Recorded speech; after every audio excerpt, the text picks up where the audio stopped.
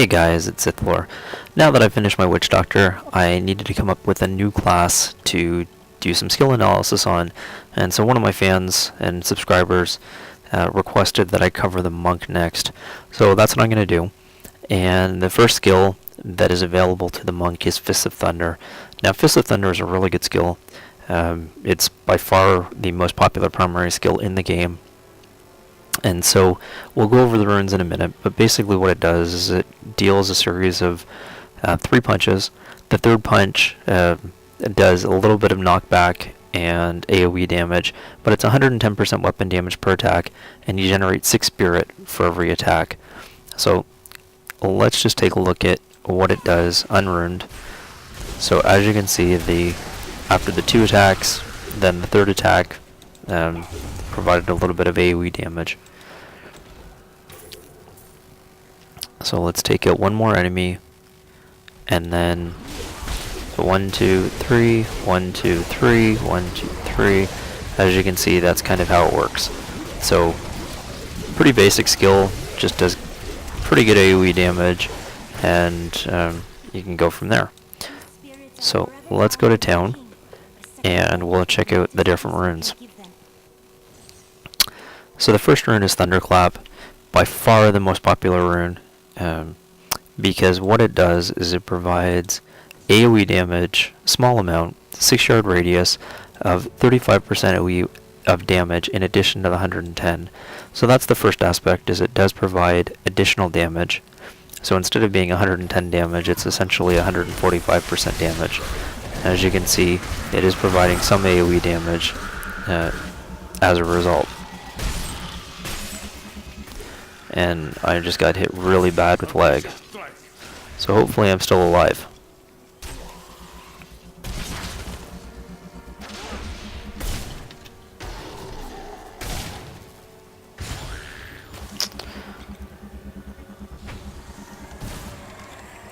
And I'm still lagging, and is anyone alive, or is everyone... Alright, there we go. Sorry about that, but ton of lag.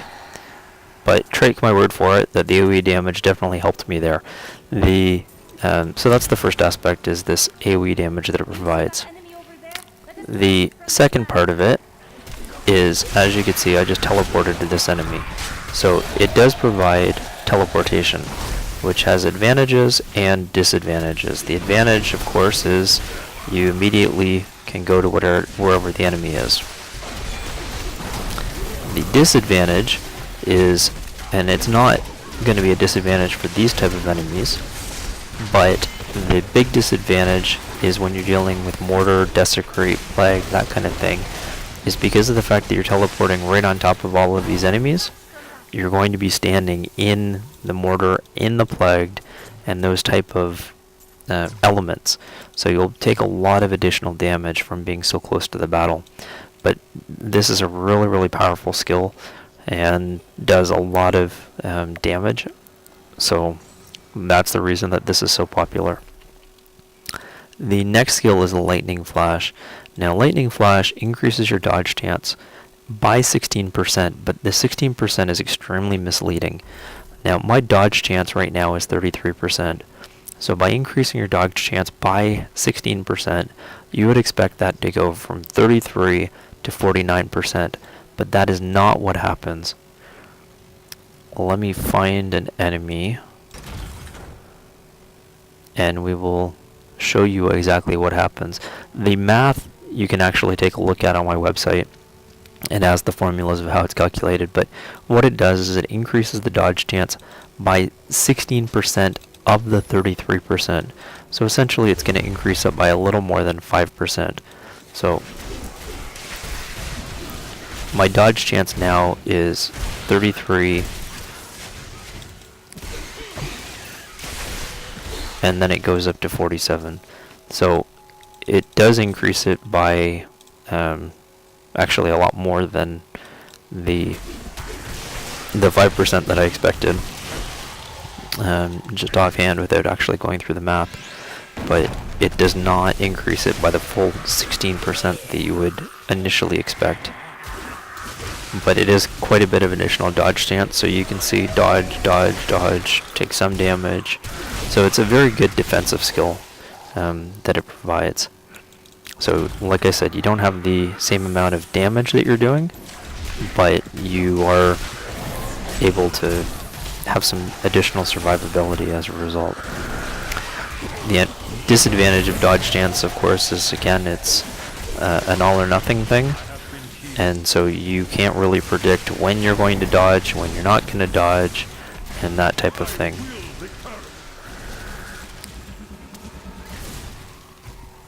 What you ask is impossible. So this is where I really like my thunderclap.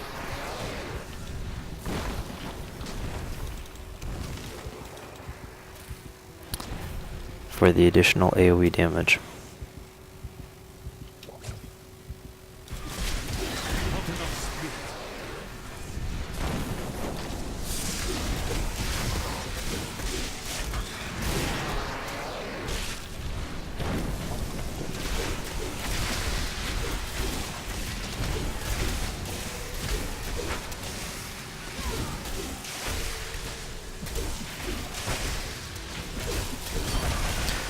But we were able to take him out anyways. So that was a tough battle, but the increased dodge chance does help. So as soon as we take out these guys, then we will go to town and check out the next turn choice.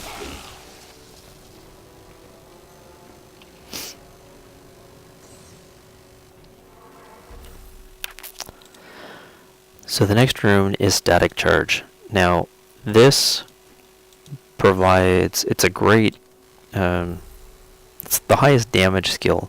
The disadvantage is the fact that it's one of those skills that once you cast it, or once you hit them, then they will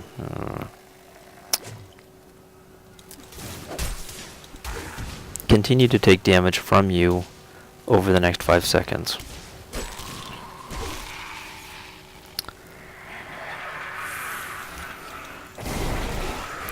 So as you can see, he's taking 10,000 damage, or at least a little bit, for a second or two. Because of the fact that you're normally attacking the same enemy consistently, there's a lot of wasted damage that's done with this skill. So as a result, it's not one I use. The only time that I'd really recommend it is if you're playing in a dealing with an enemy that has a lot of like plagued and molten, so you can cast, run away, and not have to stand in melee range while you're taking damage.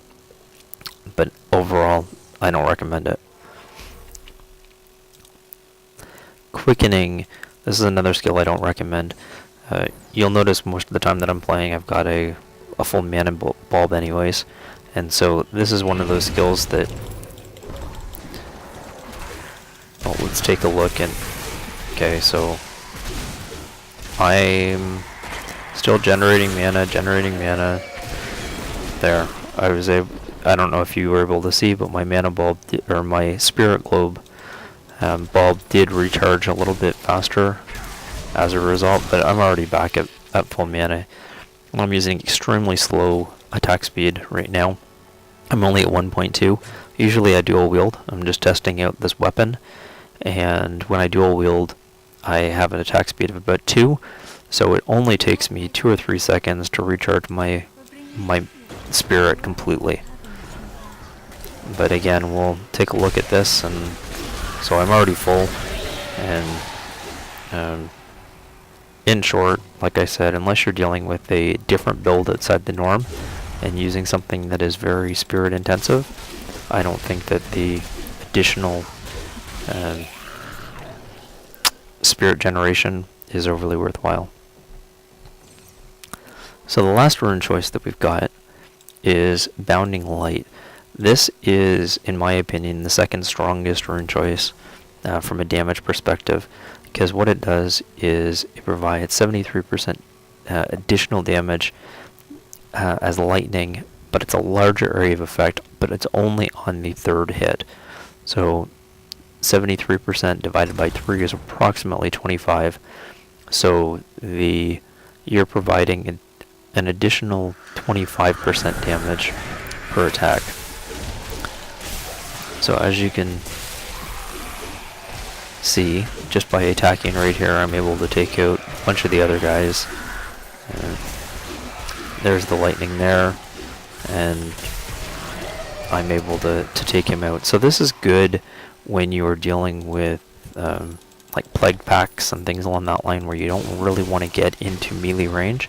You can attack guys out here, and then this damage will then relate on to whoever it is that you're not wanting to face. Again, you will still have to get into melee range eventually, once you run out of other trash mobs per se, but you will do quite a bit of damage in the meantime. So I like this rune. It's not as strong as Thunderclap, but there's some advantages over it. So anyways guys, that is the Fist of Thunder skill. If any questions or comments, please leave them below. If you like the content, please subscribe.